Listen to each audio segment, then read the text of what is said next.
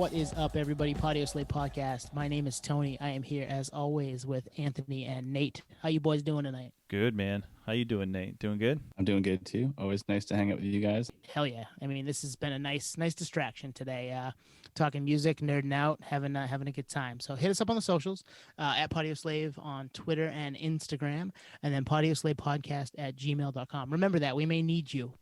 In the episode, you may hear something that we need you to email us on. So with that said, Twan, we had a guest tonight. Who'd we have? Yeah, so our guest was Toby McAllister. So Toby was the guitarist of the pop punk band, actually based out of Maine, Sparks the Rescue. So they hit it massive in the 2000s and the 2010s, and we get into a ton of those stories. So if you're familiar with Sparks the Rescue, you're going to love this episode. If you've never heard of Sparks the Rescue, I think you'll still enjoy this episode. They had a great run, and there's some cool things on the horizon for those guys. So Toby was great, super nice guy, and I think it comes through big time in this episode. Yeah, I agree. And super gracious for Toby to come on, lend his time to geek out with us, and just shoot the shit, you know. Lots of cool stories in this one, so we're going to get into it with Toby McAllister.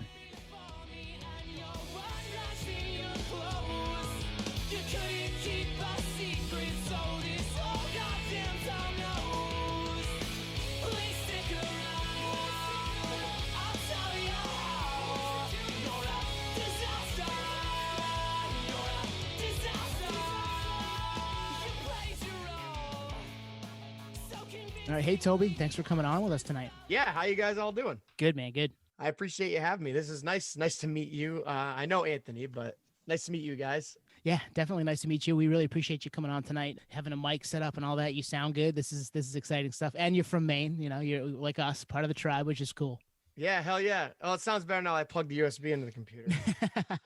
That's why we do sound check, right? Yeah.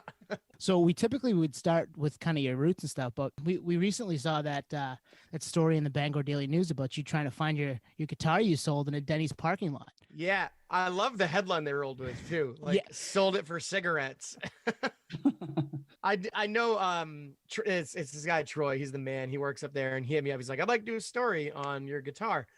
And I kind of he called me and I talked to him for a bit, and like in passing, I was like, you know, I was on the road, and I would try to sell anything around my house before I left, you know, so I could buy like food and smokes or whatever. And then like the headline is, man sells guitar in Denny's for cigarettes.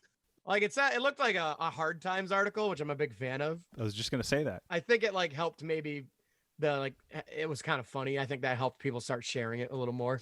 But yeah, man, it's pretty cool. Like I was able to track down the pawn shop that ended up with the guitar, and they were able to track down the serial number for it. And then that's kind of where the trail went a little bit cold. And I've had some people reach out to me, checking their serial number against mine. Like it's just been kind of a fun distraction, to be honest with you. Yeah. And we were going to say, was there any headway on it? Have you found it or anything like that? But not yet. No, not yet. But I feel like it's close. And I feel like Gibson Les Paul Juniors are kind of a unique looking guitar. And I mean, in Maine, I just can't imagine that there's like a ton of them floating around here. Well, probably not a ton with your Sharpie on it too, right? No, the silver Sharpie, unless someone scrubbed it, it was very big in silver Sharpie, because I did sell it to a fan of our band back when we were like, touring constantly and putting CDs out.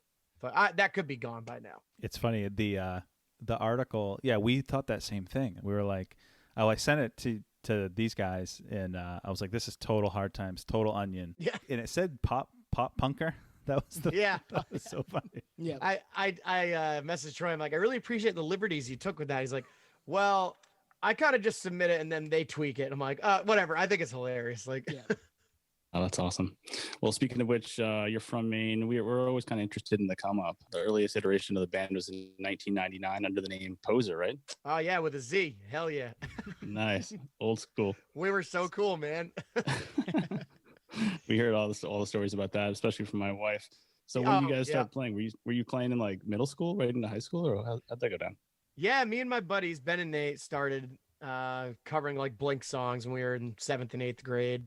You know, Blink, Sum 41, Alkaline Trio, all those bands that we kind of grew up on. And we were awful. It was absolutely horrendous. I can't believe anyone like paid attention to us. It was just so bad. But we really liked it, and that's what really mattered. And we just kept doing it. And then right out of high school, Travis Alexander joined Sparks, and we were a 4-piece. Anthony, you know Travis, right? Yep. And so we jammed on that 4-piece for a while, and then it got, shifted around. This band's been through so many friggin' member changes, out of control. But back then Alex came in, and our buddy Pat came in, and then the 5-piece, and then Marty came in. So we were a 6-piece for like when we started actually like going to record with John Wyman and putting out like quality music. And that was probably right around 2006 or 7 after we graduated high school. And we pretended to go to college for like a year, but that wasn't what we did. to make your parents happy. Yeah, we made them real proud. No, actually, our parents have been super supportive, but we did not. I mean, I didn't go to class. We just like partied and wrote music. And after like a semester and a half, we all just like, we got signed to a small indie label out in New York City, and we just dropped out. We're like, we want to go on tour right now. So we're booking tours on MySpace, playing like bar mitzvahs, biker bars, wherever, like anyone that would have us play. And it was fun, man. I wouldn't trade that. Those are the good days. So Toby, those early days of Sparks, late 90s probably. How did you pick up your first guitar? Like I think from that article, maybe your dad played, or is that? My dad definitely dabbled. He's got an acoustic. He has a really cool old Ibanez acoustic we just got fixed up. But yeah, honestly, I think it reminds me of you talking to Maddie about having like the Tom DeLonge. Like I had the sideways hat, the lip ring, like whatever. Blink definitely made me want to like be in a band for sure. And so yeah, I'd probably have to credit Tom DeLonge for like picking up a guitar. I got my first Fender Stratocaster and had to get the Pearl pick guard because that's what he had on his guitar, and total like geeky stuff like that. But then, we went through so many phases of music. I used to love like the pop punk, and then got into like the really emo music, and then like shifted into like really digging metal music. And I was never really good at playing metal on guitar. I'm really good at power chords though. He does fit in right here, because I mean it's kind of our evolution with some of this stuff too, right? Listening to pop punk and then jumping into that emo trend in the middle 2000s, and Twan's pushed me towards some more of the heavier stuff that I didn't really pay as much attention to when I was younger. Now I'm like, yeah, give me it, let's go. Solid State Records back in the day, all those bands, like, oh man, I was obsessed with them. So did you have was it an intentional sound, like you said with Ben and Nate? That was the first iteration. Like, was it, hey, I love Blink, let's go make a Blink band, basically? Was that kinda yeah, we just wanted to write that kind of pop punk silly 4-chord music. But then after like 4 or 5 years of doing it, by like 12th grade we weren't really we didn't suck that bad. So like we were able to do shows with like Muscle City Productions up here in Maine, and places like, I don't think the Edge in Augusta's there anymore. It's not. Nope. No, I'm sure it's not. But that was even before the station though. We were like, it felt cool. We like started playing VFW halls to like 40 kids, and we're like, whoa, man, this is awesome.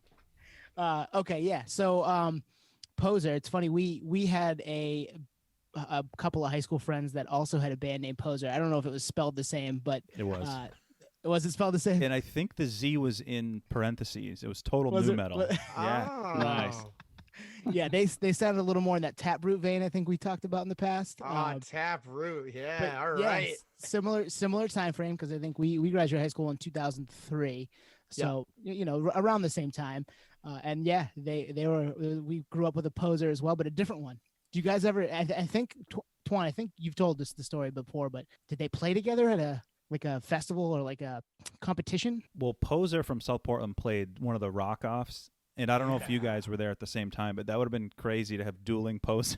I know, right? Like, dude, and here's wow. Poser again, but this one's spelled differently. Yeah, this one has parentheses around the Z, so the rock off, man, those are the days. Wow. I think it was at like Macaulay, wasn't it? Like Macaulay Gym or something? That sounds right. Yep. Yeah. Yeah, it's definitely Macaulay. Local high school for those. Yeah, local local all-girl high school. All-girls high school. Doesn't even exist anymore, actually, as a high school. They're no longer a thing. So as time goes on and stuff like that happens. But so Poser. We also had a Poser in our high school, and they were a little different sounding, and a buddy of ours that I think he's a year ahead of us ended up in Sidecar Radio. So he went on and actually did some stuff. Corey, our buddy Corey from Sidecar Radio. So yeah, I don't know if you ran into them at all, but oh yeah, for sure. Good dude. That's awesome. Yeah, I had no idea that if there's 2 Posers in Maine, then there was probably many Posers around. Yeah, there's probably a lot of Posers. Yeah, it's a good time frame for that name, I'm sure. Oh man, well that's awesome. Clearly the name change had to come into effect. So around 2005, Sparks the Rescue, a new band name, right? You guys start to get some momentum around this time. We could all feel the momentum around this. This is when Alex joined, right? Yes, another strange band name. Not sure why, but yeah, Alex joined I think it was 2000. I graduated in 05, and so it had to be late 05, early 06. And yeah, he rounded us out really nicely, and we were kind of looking for a lead vocalist. Me and Pat were singing. Me and Pat love singing, but we just kind of wanted to have a front man with a little more power behind his voice. And Alex killed it. We were able to start. That's what I mean when I said we pretended to go to college. We just rehearsed and wrote, and then we're able to go do. I think it was 2 or 3 songs with John Wyman, who owns the Halo in Windham, Maine. Nice. It's a gorgeous studio just tucked in the woods up there. I'm not sure if any of you guys have ever been there. No. Know of it though. Yeah, and he's the man. John is the man. And it was, like I said, it's the first time like we went and actually it wasn't a demo. Like we recorded and we're like, whoa, this is like these are songs that sound like songs. And I remember we put Nurse Nurse, one of the first ones we released on MySpace, and it started getting plays, and we were just like sitting around the college dorm room refreshing the MySpace, like, whoa, man, like people actually listening to this. That's crazy. That is crazy, because I think up to that point you would only, I mean, what else was out there? Pure Volume, maybe, but like before that, you'd probably just hand out demos, and you have no idea if anyone even listens to it, right? You'd have no clue. Yeah, man, absolutely. Purevolume.com. That's where I found like most of my music when I was in high school. But yeah, we would do that. We would make up like these 3-song demos and like hand them out outside of shows. We would go to the shows of, that we were attending and hand them out to people in line. Do people still do that? I don't know. I think the flyer's like dead. Yeah. It sad. sucks. Yeah. It is sad. It's a big piece of nerdery right there. Yeah. Yeah, especially if it was, somebody on the come up and you held on to it and they turned into something. That's like, Right. wow, I have the demo they handed to me when I was in line, 15 years ago. That's the type of stuff we hang on to, for sure. Yeah, hell yeah. Yeah, that's sad. I didn't really think about it like that. But yeah, releasing music's just changed so much. We don't have to talk about that, though. Yeah. And you probably had a little spin out, right, on WCOI, they did it the local hour. They must have played you guys a bit. Yeah, Mark Curto was really good to us. He would do us big favors. He would play us on Spin Out. And Robin Ivy, who used to do the morning show on CYY, was like really good to us as well. That station was great, man. And it helped us a lot. Like with this indie label we ended up getting signed to, because they were like, oh, you got a radio station in Maine that's spinning your music. Like obviously that would excite a small label, even though like no one had heard of this label. It's fine. Yeah. But it definitely was helpful. Stars definitely aligned for a little while there that helped us kind of get a little push that we wouldn't have gotten for sure. I think you mentioned this briefly, but so you guys were looking for a singer at that point, because I know you and Patrick doing the tandem. Do you post something on like campus, or like how did you even recruit him? We played a show with his band, which was called, oh no, let me get this right. When we were in high school, we were in Poser. He was in Two Girls Later. And when we were looking for a singer, we had then changed the name to Sparks, and he was in Haven't Talked Since, I believe. And we played at this place in Rumford called The Shack. And that's when we saw Haven't Talked Since, and we saw Alex sing, and we had obviously been in each other's social circles for a bit. And we were like, hey man, like if you're ever looking to, join another band, we're looking for a singer. And he was like pretty much on the spot, like, yeah, that sounds fun. So we got together like the next week and started jamming, and it felt good. It happened pretty naturally. That's awesome. So just 2 years into you guys jamming is when you guys put out the EP in 07 then, right? The Secrets We Can't Keep, that came out on Double Blind Music. Nice. Yes. And that was, yeah, man. Wow. I'm getting old, huh? 14 years ago. Like what? Yeah. So yeah, that came out on Double Blind, and that's when we were like, we were still booking tours ourselves, but having a quality recording, helped so much. And Double Blind was good about doing, the digital distribution. That was never pressed into a hard copy, which bums me out. But they were really good about they were already involved in the digital release world. They did a lot of like, they had some new metal bands, and then they had a lot of like electronic music. So it was kind of a weird thing that was happening. We were just excited to be on a label, to be honest with you. I was going to say, everything before this was you guys recording on a 4-track or something, or? Kinda. Yeah. We would demo with buddies.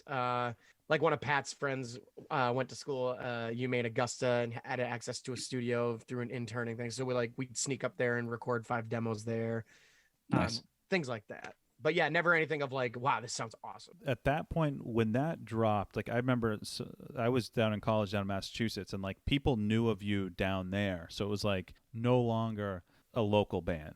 Like, could you guys feel that? Could you tell at that point, or? Yeah, it was so exciting, man. I remember those days, and I look back very fondly. It was wicked exciting. We went from like opening up for bands at this place in Maine, Portland, called The Station, to like headlining there once a month, and like 700 kids would come, and it was just like those were the days, man. Those were so fun. The shows were amazing. And yeah, we'd be able to go to Boston, New Hampshire, and play shows too, and people would come, and we'd be like, wow, really cool. Yeah, we remember the Station. We love the Station. In that like 06, 07 time frame, they got everyone. We've talked about station shows on this podcast a number of times. Yeah, that place is just awesome. Just so sweaty and gross and beautiful. Yeah.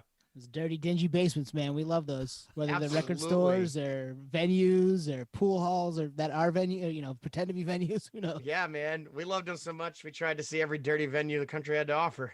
Well, yeah, you probably saw a bunch of them. We did. I think the Station's the only one where the backstage was the pool tables, though, right? Yeah. You could see everybody. They're just like hanging out in that corner over there. Yeah. There's no big mystery of like, oh, we're gonna walk out on stage now. Everyone's gonna freak out. Yeah. I just saw him get up from the corner, and now they're walking over to the stage. Get Oh ready. yeah. I just ripped a cig outside with them. Now they're gonna go play. Cool. Yeah. But I think that's kind of what made it special too. It was like, although we were on stage playing, we like were pretty friendly with almost everyone there. Like we knew them, they were familiar. It was cool. It was like a nice little community. That was a fun time because that place it's an awesome place to see a show just because of what it was. It was just so different than everything else that you would go and see in our area anyway. Yeah, for sure. I remember I like went I was going to Buck Dancers, the music shop next door, and I went down to the Station a few years ago. I was just like, man, it's just weird to be down there, like this empty weirdness that used to be so cool. That era was pretty interesting because I don't think people from Maine either one knew or two appreciated how big you guys got outside of Maine, for sure. Like because I would almost imagine the biggest headlining stuff, the biggest turnouts was outside of Maine. Is that fair? Yeah. I mean, we would do well in Portland for like, we would usually try to route tours to like have either a kickoff or a homecoming show. But yeah, no, I think you're right. I think we ended up doing, we saw mild success all over the place. Like it was, we started touring and we'd be out in California and like kids would show up wearing our t-shirts, and it just always blew my mind. Just so cool. I don't know if, I don't know, man. We did have some good shows in Portland though. And even Auburn, this place called Club Texas. Did you ever go to Club Texas? I've heard of Club Texas. Actually, to see you guys. Oh, hell yeah. To see you guys. Nice. Yeah, this was 2010, 2011, that era. Yeah, it was, that's like a dance club now or something. But they had like a mechanical bull and stuff. It was a weird place. And I remember Nate and I jokingly talked about going to see Head PE there because they were playing there not long ago. It was before you left, Nate. It's probably 8 years ago, but that makes sense. Yep. That makes complete sense. Yeah, we're like, do we drive up there and go see Head PE at this weird little club? I think we should. And then I think it snowed or something, and we didn't end up going. But yeah, that's probably for the best. Yeah, probably. I think this kind of highlights, our main upbringing is like we didn't really have that many venues. So like these pool halls, straight up bar with a bull riding thing, like, take what you can get, but we got some killer shows. I stagehanded at the Station too, so we were kind of hell yeah, man, full circle. Yeah, it is full circle. That's wild. Yeah, like I said, even like we did a show at the Auburn VFW hall, and like Muscle City rented a stage and put it together in the middle, and like we made that place a freaking venue. It was wild. Nice. Ambulances came, people were hardcore dancing, breaking their ankles, just like, what the fuck? Can you swear on this podcast? Oh yeah, go ahead. All right, cool. Yeah. Just want to make sure. I mark when I put it up on YouTube. I mark that it's not for kids. Okay, cool. There was another place in the Old Port called the Industry. Do you guys remember? Oh yeah, that? I remember the Industry. With the chain link fence. Yeah, man. I think that's kind of. I saw a band called Name Taken there once. It was so weird, just a weird place. I think it's a barbecue joint now. Well, it had all those mirrors. It had the mirrors everywhere, like in the Yes, chain link fence. And I think it was a disco ball. It was like, where am I? There was Didn't it never have- like a proper venue. Yeah, and it had the nickname because it was like a dance club too, right? It was the Skindustry on Saturday nights or something. I didn't get to see that. I never went either, but I remember friends going and be like, "Let's go to the Skindustry." I'm like, "Nah, I'm good." Yeah, that just has a bad sound to it. Yeah. Toby, you'll appreciate this. That like Auburn American Legion in the station era, like that was an interesting time because I remember you guys getting a lot of flack for like $10 local shows, and it's like thinking it's a big cash grab, and it's like, what? Wait, what?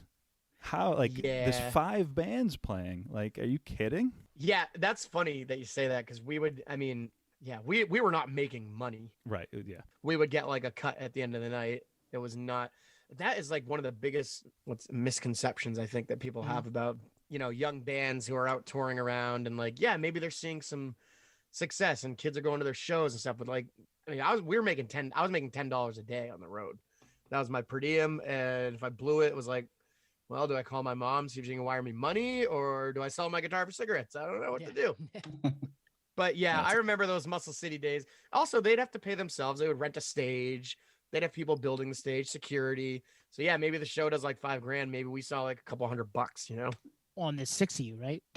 There was 6. Yeah, and then think of that's the same for the 4 other bands or 3 other bands that are there playing with you. So you're right. It is a common misconception. Everybody's like, "Oh man, that's an expensive ticket." Well, A, you saw 4 bands, and B, they're cutting that 4 ways times 6 ways or whatever, and they got to pay for all the setup. So it's Oh, if we're talking Muscle City, there might have been 12 bands on that show. Right. Yeah, so even crazier, right? You're seeing $350 at the end of the day. You could buy a cup of coffee and maybe a honey bun. Yeah, pretty sure we would just take the money at the end of the night, just like get a bag of weed and some booze. Like that was fun. Let's do it again. Sometimes, I was gonna say whatever. sometimes the pay was a bar tab, right, or like food or something. I mean, so 2 drink tickets and $5. Have fun. Don't spend it one place. Yeah. Oh, always did. Yeah, and people think that when a band gets signed, you know what I mean?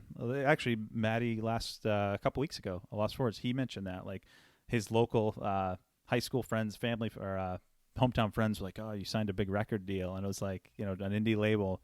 But people just don't understand it. I mean, either they're not involved in ever booking a show, or they just don't understand economics at all. Yeah. It's just crazy. Yeah, and you're totally right, man. People just don't get it, and maybe they don't want to, and that's fine. But even when we got signed to Fearless Records, which was a huge deal for us, they treated us awesome. Like it was great, but it's not like we were out like rolling in the dough. Like we, our van would break down, and we'd have to use $10,000 of our $15,000 of tour support to pay for the van to get fixed. And then we have like almost nothing left, and they're going to use that $5,000 to buy us on to the next Hit the Lights tour. And then we have no money, but like, here's your $10 a day. Have fun. Yeah. I mean, we loved it. Wouldn't trade it for anything, but there was plenty of times we would call home and be like, I need $50. Like I got nothing. So you're doing it for the love of the game, right? You're making music and hanging out with your boys and seeing the country or the world. Yeah. I mean, and you're getting an education in a different way. Oh yeah, for sure. I was talking to my friend Mike Nairn, who played guitar for us for a while. I was talking to him today, and we were talking about those days. He's like, I still wouldn't trade. I'm like, surprised we made it out alive, but yeah. He's like, I wouldn't go back and do it. I'd do it all over again. Yeah. Like you said, that hard work paid because you had your debut full length Eyes to the Sun in 2008, and then you got signed to Fearless and re-recorded that same album in 2009, right? What we did is recorded 3 extra tracks, and then I think we shifted a few of the tracks around, and then they remixed it we're done. and remastered it, and like changed the artwork a little bit, like whatever. Yeah. But I think that's been our most like well received record. It definitely like opened some doors for us for like bigger tours, and then we started playing bigger rooms, and like that time period was just so exciting. I mean, how did they even find you, the label? I know Double Blind was trying to shop us off. Okay. We met Double Blind Records we played a bowling alley on one of those MySpace tours on Long Island. And they came out. But we were once we recorded Eyes to the Sun, we were still technically on Double Blind Records, and they started shopping it around because I think they knew that some of the songs were good. And we had the song Hello Mexico that they were like, oh, dude, go on the radio, like fucking whatever. But Fearless ended up being super interested, but there was like this week-long period where we went to New York City and got like wined and dined by all the labels, and like Nice. that was pretty fun. We love that stuff. Yeah. We love hearing about that. Yeah, we like met with Island Def Jam, and they're like, honestly, we're not going to sign you. We just kind of have to take this meeting. So like, get the most expensive shit you want. We're like, Well, that's okay. that's cool. Yeah, we At least like, they were straightforward. yeah, we drank wine all night with them and had a great time. It was fun. So okay, we love that story too. But I gotta you kind of glossed over it. The bowling alley double blind finding you that way. How did that come about? How did Yeah, you book dude, that? it felt pretty sketchy, honestly, looking back at it. It was like I said, those MySpace tours. I don't know. Do you remember those days? Like, I would just go on MySpace, search a zip code, see what shows were happening in the zip code, and then message every single one of them. Like, hey, can our band play? We'll play for like burgers or something. Yeah, that was one of those tours. And then Eric Silver, he's an awesome dude. He owns Double Blind. He like messaged me. He's like, oh, so you're playing this bowling alley in Long Island? Like, me and my label are interested in meeting with you. And I'm like, okay, sounds good. If you want to come to bowling alley, let's do it. And it's just, yeah, I remember talking to them. We were so pumped, but the environment felt so not. We're gonna sign you to our label. It was, and it's funny because we've heard a couple of different stories, iterations of the wined and dined, and or it was no big deal. They just found our music and called us and said, yeah, well, we want to sign you. Yeah, we haven't had the bowling alley stories. I was like, all right, I gotta dig a little deeper on that. Man, I mean, that's the thing about there's a lot of weird shit that went on, and if my brain starts unlocking itself, if I think of anything weird, I'll mention it. Oh, definitely, yeah. So that's interesting. Like I haven't thought of labels shopping bands for a long time. In fact, we've been doing this podcast for almost a year. We haven't brought up that concept, so that's interesting. So you met with obviously met with Fearless. They probably knew of you guys, I'm sure. Yep. We met. I think Fearless is one of the last ones we met with. And dude, we met with a lot of them. It was like a 4-day period in New York City where we had like breakfast, lunch, dinner, like every day. I mean, we were just getting shit faced. Hey, somebody else's dime, and maybe they're gonna sign you. Great, do it, dude. It was so exciting.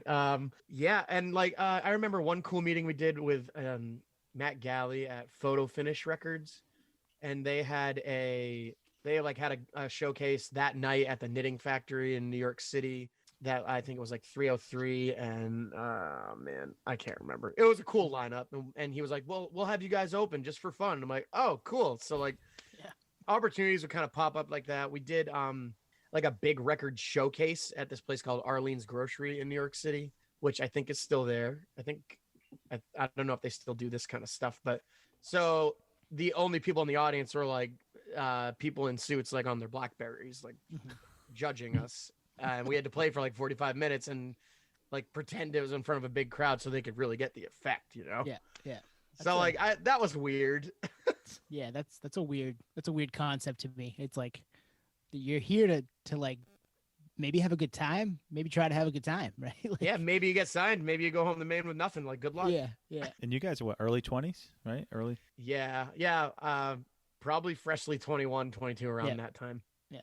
Oh, what a trip! I can't even imagine. Yeah, I was paying to get drunk at that point. Not much either. It was it was Pabst and yeah. Oh, we still drank Yeah. shitty beer. Don't get me wrong. Yep, that's what we did too. But it was cool, man. I love thinking about those times. It was really awesome. So you start to play bigger rooms with different acts. When did you guys kind of feel like, hey, this is something bigger? Like we're doing something here. We're making some headway. People know who we are. That type of thing. Who like what show? Can you point to one show or one act you played with? Man, honestly, once we got signed to Fearless, like we were just on cloud nine. It was so cool, especially coming from a state like Maine where maybe it wasn't like the epicenter of like fucking pop punk bands coming out, and like Jersey was where it was coming from, or Long Island or LA. So to be this band from Maine getting signed to a label out in Huntington Beach, California was really cool. And one of the first tours we did, we got a call from our manager at the time, was like, hey, do y'all have passports? And we're like, no, we can't afford passports. And he's like, okay, well, we're going to put you on tour with the All American Rejects in Europe, but we need you to leave in 10 days. So Damn. I need you to get in the car and drive to Connecticut right now to get your passport picture taken at the only place in New England that will expedite it. Wow. And so like we drove to Connecticut, sat in like this van we rented and like waited there all day for our passports. And then, yeah, like 10 days later, we were landing in Germany. Wow. Yeah, it was wild, man. Was that All American Rejects tour? Is that what you said? Yeah, we landed in Germany, hadn't slept because of the flight, and had to load in immediately for sound check and play a show to like 2,000 people. Like all fucking, we were shot, dude. Yeah. Oh, Like, yeah. Like how do you and you probably were just like, get some Red Bulls and vodka and let's make this happen. That's exactly what we did. Yeah. Some Sparks. Remember Sparks? Yeah. All the Sparks energy drinks Yeah. with alcohol that like killed people if they drank them. Yeah, I remember those. Yeah. The other Four Loco. That's Yeah. that's Yeah, wild. That's exactly. wild. They should have sponsored us, man. We would have drank the shit out of that. Yeah. Oh, it would have been a perfect fit. Yeah, I mean, I don't know if we would have made it beyond our 20s, but Yeah. that stuff's toxic. Toby, you mentioned the whole Maine thing and like the correlation to a pop punk band and Maine and how that might not translate to some people. Was that a handicap, do you think, at all? We always wonder that, I think it was a little bit. I think Yeah. that it's much harder for a band from, Maine to get noticed or recognized by maybe some of these powerhouse music industry folks than, a band that's in Brooklyn or something, or, you know what I mean? With long, is it right? I'm thinking Jersey was like the emo epicenter for a while, Mhm. and like Long Island, you had to take them back Sunday, Saves the Day, Thursday. They're all day bands. I don't know what's going on there. Yeah. Maybe we should put a day in our name. I don't know, but I do think it was a little bit of a handicap. That's why it was so like mind blowing to us. Like, whoa, like we're actually signed to a label like out of California. Like this, they're printing posters with our faces on. That's crazy. But on the other side of that, I think it kind of made it a little cooler that we weren't coming from one of these areas where like all the bands were coming out. Almost made it more special. And I feel like you guys leaned into it with like Pine Tree State and Yeah. Saco Boys and Yeah, and we tried to drop like Maine references throughout records that we did just for fun. And yeah, it's Mexico, like, Maine. Hello, Mexico, Maine. Yeah, that song is definitely not about Mexico, Maine. Maybe it is. Actually, I don't know. Maybe I just drove through Mexico, Maine. Was like, this is the place I want to be. Yeah. Well, you had to get to Rumford, right? To go play. Exactly. It's the place I want to get away from. But yeah. Yeah. Yeah. For those of you who aren't from Maine, this is a classic. If you've heard the Maineism, you can't get there from here. That's what this is. That's right, dude. Funny we talk about that ride. My buddy Pat, dude, I talked to a lot of people from the band today. I talked to Pat today on the phone too, and he was driving to Farmington. He drove by the alley in Jay. Do you guys remember the alley in Jay? No. I think I've heard of it, but I didn't get up there much being in South Portland. Well, this story isn't cool, dude. Oh, you can gotta tell it though. Yeah. You gotta tell it. It's just a shithole up in nowhere, Maine. But it was like such a fun place to play, Yeah. One of those. It might have been a strip club sometimes too. I don't really know. That sound in that area. Yes, I think you're right. And probably sold donuts too. Yeah, probably yeah. sold Topless donuts. donut shops, coffee. Yeah, the whole. You could do everything. If you fell asleep in the parking lot, you wake up and get a cup of coffee, and somebody topless would serve it to you. Yeah, you walk over the Cumbies. It's all good. It all kind of fits. Pool halls, VFWs. Yeah, something Strip very clubs. smoky. Something very smoky about all these. Yeah, smoky, dirty, dingy. Well, it all Yeah. paid off because you got the MTV I Want My Music on MTV competition in 2009. You guys were included in that, right? Yeah, that was cool, man. Wow, I'm glad. Big break. I'm glad you guys are prepared. That happened. That's right. That was cool, man. We were on tour with a band called Ann Arbor, and we were in Georgia and had to go we had to fly to Los Angeles to film a commercial, which I recently shared on the Sparks page, I think this fall. We were there for like 24 hours and then flew back to Georgia. Our tour manager, Mikey, had driven the van to the next gig, and we met him there. Like, dude, we're thinking about this now gives me such anxiety. I could never do it now. Right. Like, I need at least 7 hours and a cup of coffee in the morning. Yeah, like the commercial was wicked cool, man. But like we were in it for maybe like 6 seconds tops. That was just funny. Like we had to do like this 3-day hellish thing for the 6 seconds. But then it was on it, like turn on MTV and there's a commercial with Garnier fruit teas and like we're jamming in the bathroom. It's just we ended up winning the contest, which is cool, and got to go to the Woody Awards, which I'm not. Are those still a thing? I think don't they know. are. Yeah. Yeah. Are they? I think it's still a thing. It was recently. Wow, huh? It was cool. We got like we walked up the red carpet. People took pictures of us. No one knew who we were. No one knew what was going on. But it was cool. We got dressed up. They put makeup on. I was like, well, whatever. We're along for the ride. And then, we got to sit right in front of the stage with our like own personal bartender and keg at the end of the table. Like, they shouldn't have given that to us, obviously. Yeah, right. But yeah, I remember the one thing I took away from that night is I went to the bathroom to take a piss, and Ben Gibbard was next to me using the urinal. I'm like, all right, this is a moment. I'm gonna just take a snapshot. Yeah. I took a piss next to Ben Gibbard. That was cool. You're doing something right if that's happening. Something's going well. So you guys wanted to go. You were into it. It was a good time. Oh, it was fun, man. We had a great time.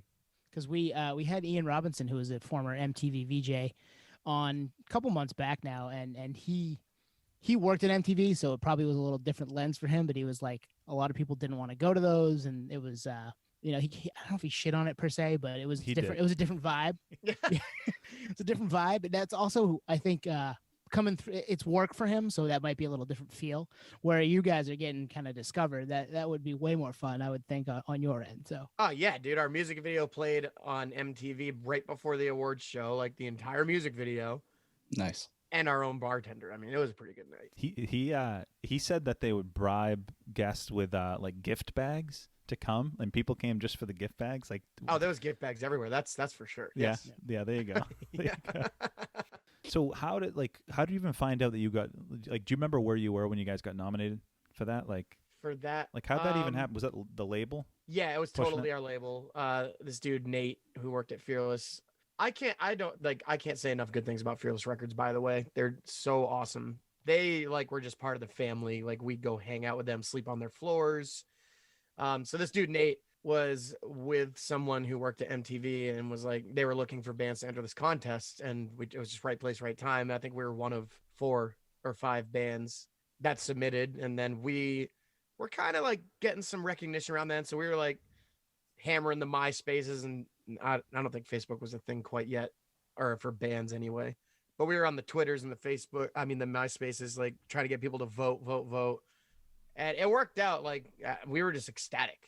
I don't remember a lot of things. I don't remember where I was. I was going to ask, was this like a moment of, I mean, it's a little cliche, but like a big time, like we made it moment? Because I feel like for us all outside looking in, we're not in bands, like being on MTV at all would be a huge accolade, you know? Yeah, it was really cool, man. And to our parents recorded it on the VCR or whatever. And I got to watch it when we got home, see our music video playing on MTV before the award show. And then being able to see us sitting there, watching it back, kind of surreal for sure. Right around that time, we were getting a lot of syncs. So I remember right around that time is when I think Pine Tree State was played at a Red Sox game. That's cool. Nice. That was another holy shit. Yeah. Moment. And the label is really good about getting us on 16 and Pregnant, My Teen Life, or whatever the fuck, All those, yeah. For some reason, we were on a lot of the 16 and Pregnant shows. The good thing about that is, though, I think all those MTV shows would actually show the artist's name on the bottom. They would, yeah. Which is huge. Yeah. Absolutely huge. It was. And Real World Cancun, for their debut episode, played almost a minute of Hello Mexico. Yep. And That's that was a pretty big deal. That was big. Totally. Yeah. So I think you guys just blew my mind. MTV's been playing music this whole time. It's been a bed for trashy reality TV. That's right. Well, every now and then I'll get an extra, $10 in my BMI check. I'm like, 16 and Pregnant must have reran. Cool. No shit, man. Yeah. My mind is blown right now. Yeah. Good stuff. That would be a good meme. You should make that a meme. Yeah. We'll find a way. Someone definitely should. We'll find a way. Yeah, dude. I feel like it was 16 and Pregnant. There was one other weird fucking Teen Mom. Was it? Yeah, it was Teen just Mom. Teen Mom, right? Yeah, Yeah. It was you had 16 and Pregnant, so they weren't quite teen moms yet, and then they had the baby, so then they became teen mom. They graduated to Teen Mom. I Yeah, understand. exactly. Okay. Yeah. Okay, it's a process. It's like when you're on the Real World and then you're on the Challenge. Yes. Okay. See, that blew my mind a little bit. It all makes sense to me now. It's funny, though. I was watching the challenge. I still watch it. And the last episode had both The Cure and The Smiths in it. And I was like, wow. They're They digging must be deep listening here. to the Padios Lay podcast because we talked about them a couple episodes back. Yeah, so I mean, at least there's music playing somewhere on the station. Yeah. That's We something. apologize, MTV. Oh, that's great. I think Jersey Shore's still a show too. I was like scrolling through the some Jersey Shore Christmas special. I thought 2 of them were in jail or something. I don't know. Yeah. Don't get. As an Italian, don't get me started. Okay.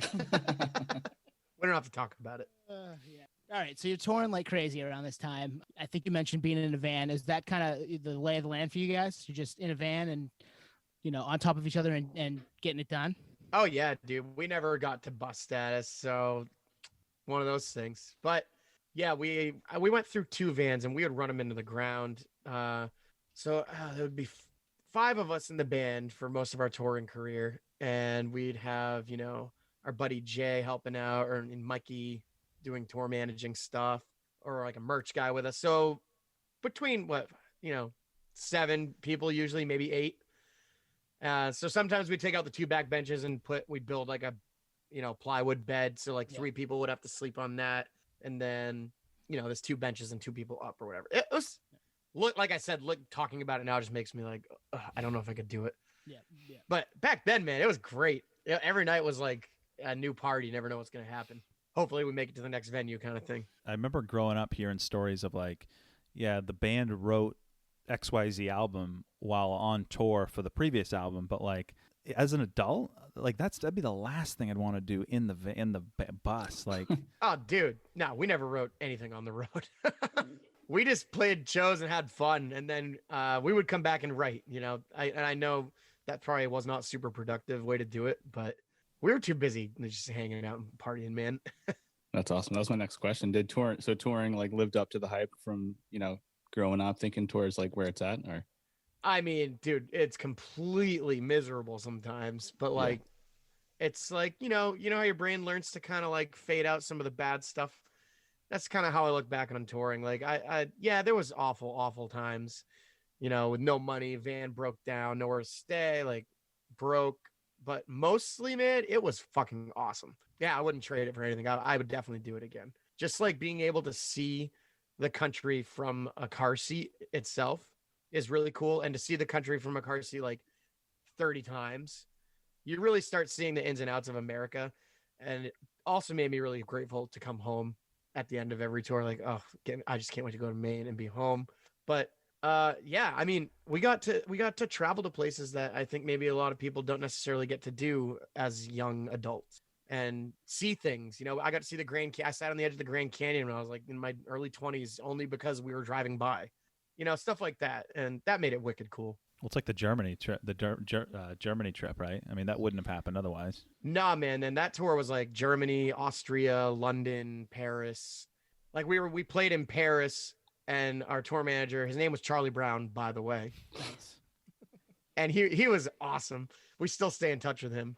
But we're like, dude, like before we go, like we got to drive by the Eiffel Tower so we can get a picture at least. He's like, we literally don't have time. We have like 2 days to get to London, and you got to take a boat. And like, we didn't even get to see the Eiffel Tower. We were in Paris playing a show. And he's like, just Google image it and show your family. They won't know the difference.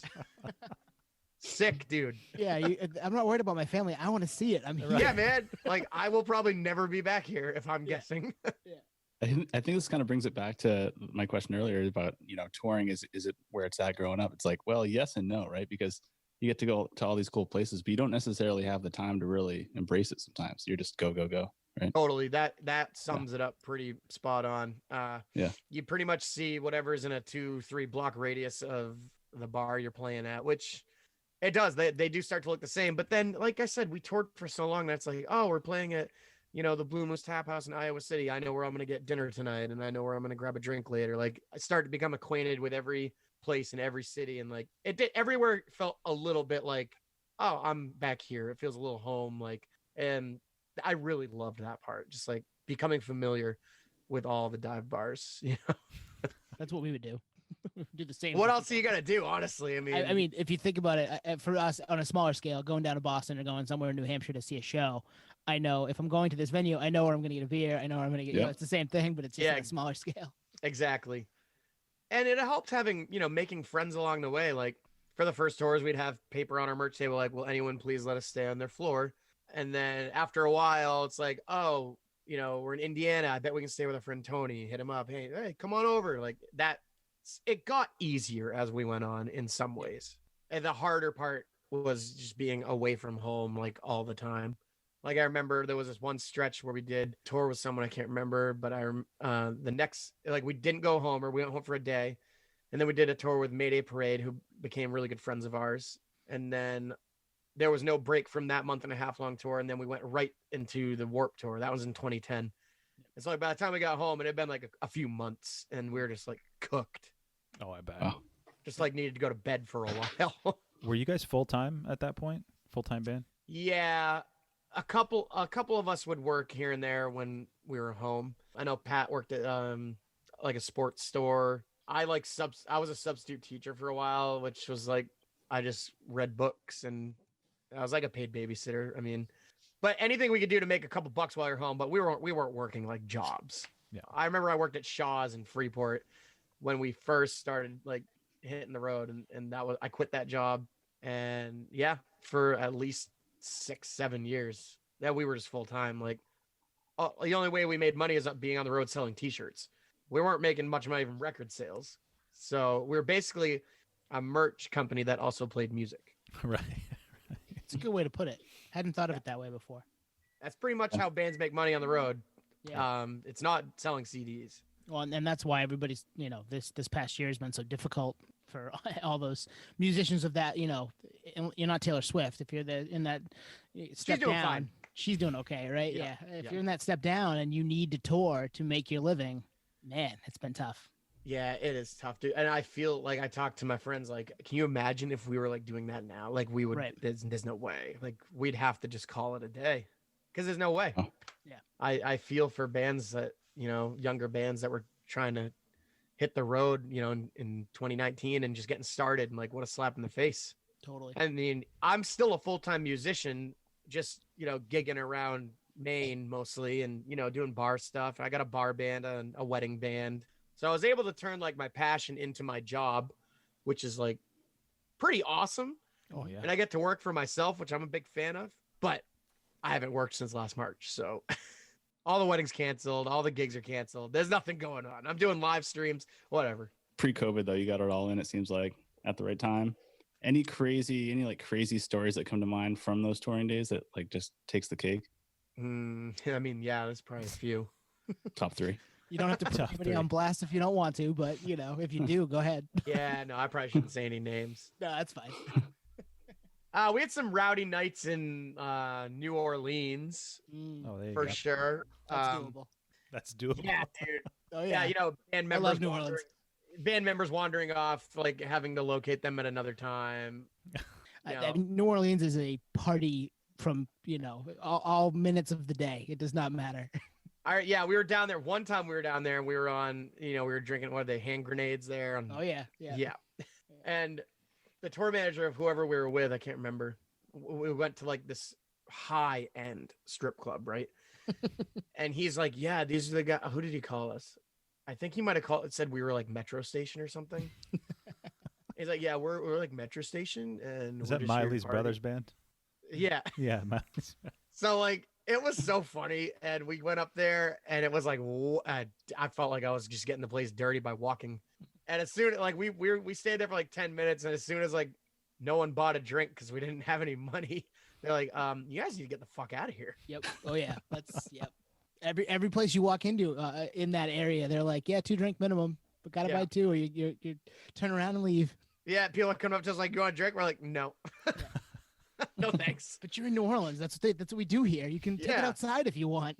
Yeah, exactly. I had one in an Uber last time I was there. Oh man. He was like, yeah, just don't spill. That's legit.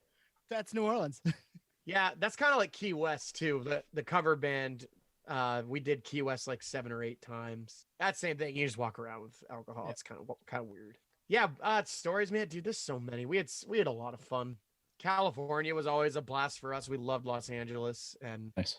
hanging out with like the Fearless Records dudes, and we got to play like Soma in San Diego. Sweet. Is that still there? Yep. Yeah, they changed it. It's all ages again. So it kind of flipped back and forth from all ages to 21 plus and back and forth. But yeah, still there. Seen a ton of shows there. Yeah, I remember like that's where like Blink started or whatever. So when we got to play there, I felt like, oh, this is really cool. It's a nerd moment, right? Yeah, totally. Had a bunch of those. The European tour was crazy, man. Like, I think that was one of the biggest shows we ever did was London Roundhouse. It was like 3,500 people. And the cool thing about the kids over there is like, they don't care if they've never heard of you or your band. Like they are just pumped to be there. Which is awesome. Yeah. Like the kids were like treating us like we were their favorite band, even though they'd never heard our songs. You know, they all wanted to buy a shirt. They all wanted to buy a CD. They all wanted us to sign it. And I know on my Facebook, there's still people from like Germany that'll message me like, I remember when you were here with All American Rejects. Like, that's crazy. That was a long time ago. But definitely way less like, I don't want to say snobby, but I feel like you got to prove yourself to kids over here. Yeah. A little more. I could definitely see that. I mean, as a fan, I can see that. You know what I mean? Yeah. That must be interesting from a band's perspective, though. It was, and it was weird because besides the London gigs, we didn't speak the language anywhere we were, so it was a crazy moment trying to just talk to kids and not being able to communicate with language, you know. And we were pretty young. We're like, this is wild. I mean, it's still kind of wild to think about, but Yeah. I should have learned German or something, obviously. For your what, like 4, 5, 6 tour dates there? Yeah. Then maybe I'd have a reason. If I learned French, then maybe I have a reason to go back see the Eiffel Tower. Yeah, it's still there. I mean, Yeah. you can get back to it. That's true. So, Toby, I know you mentioned, playing the live streams and things like that. So from those touring days, I know you guys kind of off and on released a few EPs in there. So you're doing the live stream Facebook stuff. But I know back a few months ago, I don't know, was it the Sparks Twitter account teased like a live stream reunion? Yeah. You want to talk about that, or is Yeah. that hush hush? No, it's cool, man. I'll talk about it. We actually got together and jammed a few times, and with the original lineup, which I mean, it had been so many years since that happened, and it was cool, man. We all like definitely rehearsed on our own a little bit because it had been a long time, and we like let's play Eyes of the Sun in full, and like we did it, and it was shocking. I'm like, wow, sounds like we wrote it. So yeah, the plan was actually to do a live stream in December, but then with the pandemic kind of just ticking up and Maine not doing so hot anymore, it kind of got put in the back burner. We still intend on doing a reunion show, and we're hoping maybe after things settle down, like maybe human beings could even come too. That might be fun. Yeah. Wouldn't that be So something? yeah, but either way, even if it's like a 50 capacity, we'll probably still do a live stream too. It was kind of exciting for us to get back together in the same room and like hang out, except now we're all drinking, bubbly sparkling water instead of PBRs. So No, it's exciting if you could pull that off, because it would, hopefully in the next couple of months, more people obviously get vaccinated and we have a little more of the immunity going on, and we can get back to some of our normalcy, and the weather gets nice too. I mean, in Maine right now, it's tough because everything's stuck inside. It's cold. It's not like SoCal where Nate is, where it's like, he told us yesterday or Monday or Tuesday it was cold. What was it, like 50 degrees, 54 degrees? I was like, dude, it's snowing here and it's 21. Like, come on, man. You remember. Yeah, my wife's family lives in North Carolina, and like, oh, it's getting chilly. It's like 65. Put on a hoodie. Yeah. I couldn't do the 90 and humid that they get though. Oh man, it gets hot. Yeah. It gets hot. California's perfect. It's like always nice weather. Just it's always 80 and sunny. Yeah, Southern California especially for sure. I was going to say in relation to the live stream, did you have any shows lined up at all for the year before the pandemic kind of shut everything down, or? Not with Sparks, just mostly, Sparks, okay. Alex is also a full-time musician. Me and him both do it. And Nate, who I grew up with playing drums with in the band, is also in my bar band and wedding band. So we've kind of all stayed together-ish. But yeah, I mean, I had a full calendar of gigs and weddings for 2020, and in like a matter of 24 hours, it was just like gone. Damn. Wow. Yeah, like devastating. And then I was able to like get some unemployment crumbs eventually, but that took like 3 months. Like I was freaking out. Like it was very scary. It still is, but we're just kind of like numb to it at this point. So I have high hopes for 2021 summer. It's going to be great. Hopefully it'll be better. I mean, it's got to be anything. Yeah. I mean, it can't get any worse. Oh, I said that last week. It might. You never know. Yeah. I shouldn't have said that. You never know, man. But you're right. I mean, it'd be nice to do a little bit more, have a little bit more normal of a summer to an extent. I'm sure it'll still be different, but. Well, after the country burns down, maybe some flowers will pop up. That's happening. That's happening too, right? Yeah. Yeah. And we've talked Where- about going back to shows in any capacity, in bubble suits, whatever it takes. So Yeah. Yeah. I mean, Seinfeld had the bubble boy. I'd be down.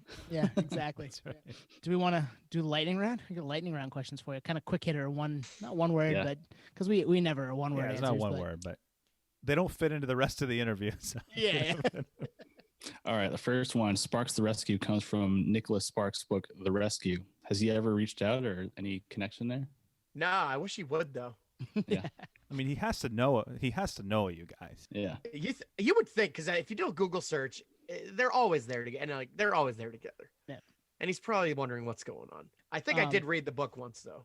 Why? It Why was- the it name? was- It comes from the book, but why? That's really. I wish there was like a really cool reason. Like there's not. No, that's fine. I like that. You know what? We thought Sparks is a cool name, but then there's that band Sparks, obviously. And then we were like, oh, what about The Rescue? And then there was some band called The Rescue, and like we were done thinking about it, so we just put them together.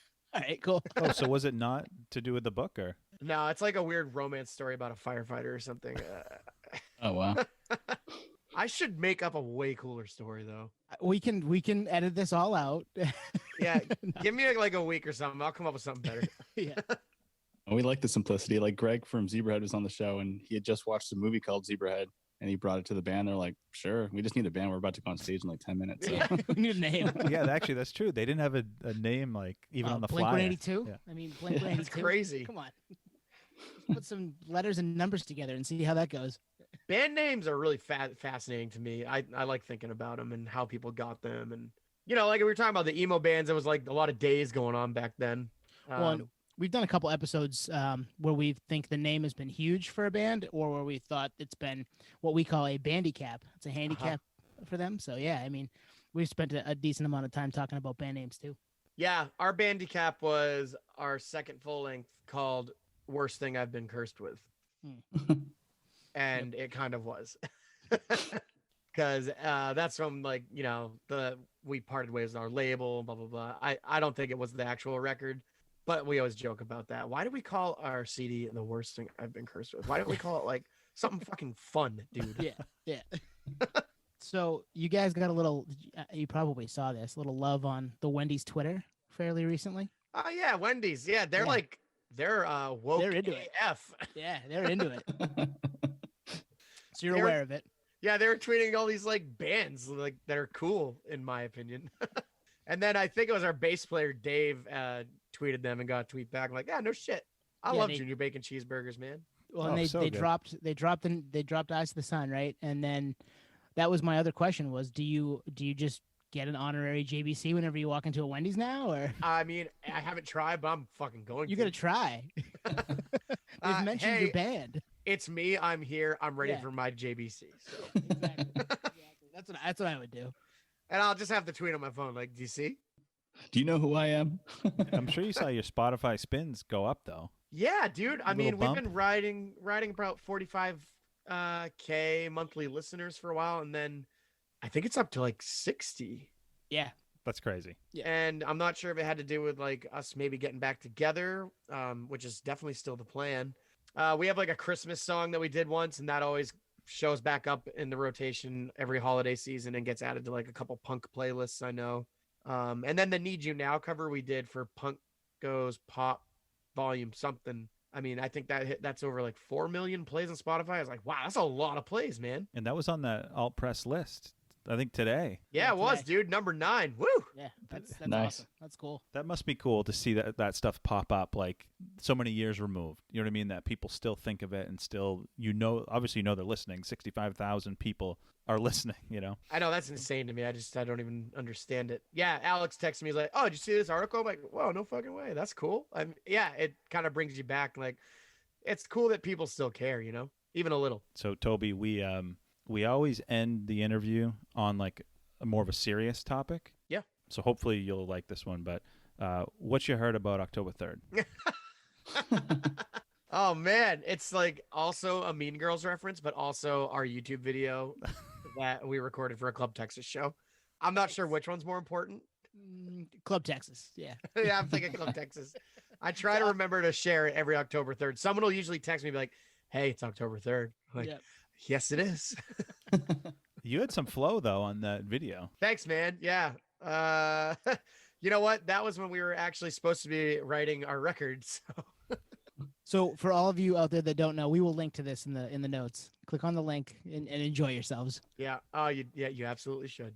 You don't have, it doesn't have to be October 3rd. It's only like a minute long. Have fun. Enjoy. Exactly. You could play it 3 or 4 times. Yeah, I'm trying to make a penny on my YouTube plays. Play that. Exactly. Exactly. Yeah. All right. So plug what you got, man. You're doing some Facebook live stream stuff.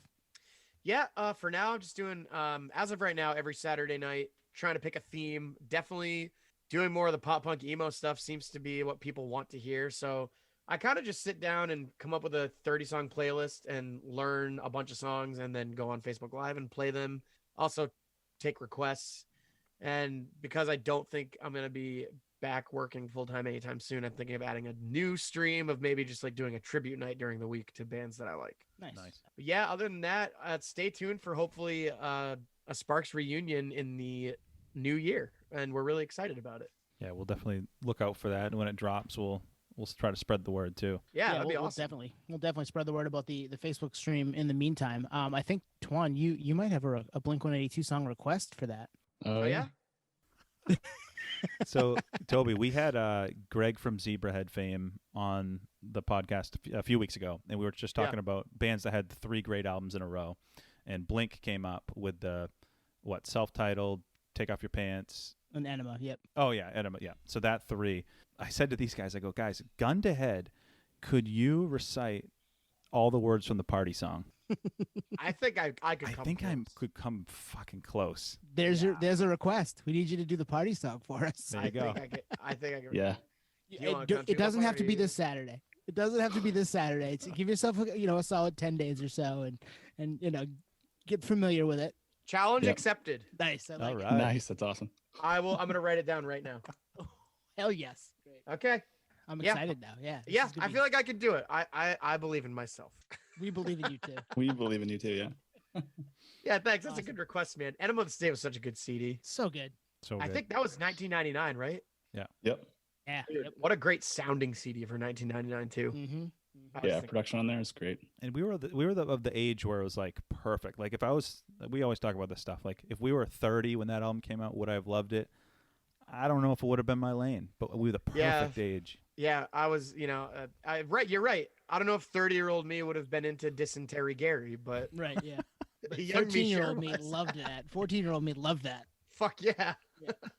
Well, thank you for coming on. We really appreciate your time and are excited for hopefully a better 2021 for the band and you guys and maybe getting back together and seeing some stuff from you guys. Yeah, hell yeah. Really nice chatting with you guys. This was a wicked nice distraction from all the shit going on. And it was nice meeting you. And thanks for having me on. Yeah, nice to meet you too. We had a great time, man. Appreciate it. Hell yeah. Thanks, Toby. All right. That was our interview with Toby McAllister. Toby was awesome. Brought me back to a lot of good memories growing up, seeing that band a number of times locally. And I actually think I did see them down in Massachusetts a couple times too. But yeah, super, like you said, Nate, gracious with his time and down to earth guy that just loves music. And that's what we're all about. Yeah, definitely. He was an awesome dude, a fun conversation. Some stories we hadn't heard before, even knowing the band a little bit and being from the same region, same area. And even that first story that him trying to find his guitar that he sold in a parking lot, signed and sold in the parking lot, Denny's parking lot. So interesting stuff, cool stuff. I have a newfound, like for this band that I liked them before. I knew of them before, but they're local and you're in a time for me when I wasn't necessarily paying a ton of attention to our scene here in Maine, but our scene here in Maine is awesome. Like we do have great bands that came from here and they're one of them. Yeah, no, absolutely. I think we always say like these artists that come on and talk about music, they really humanize like the backstory of how this all goes down.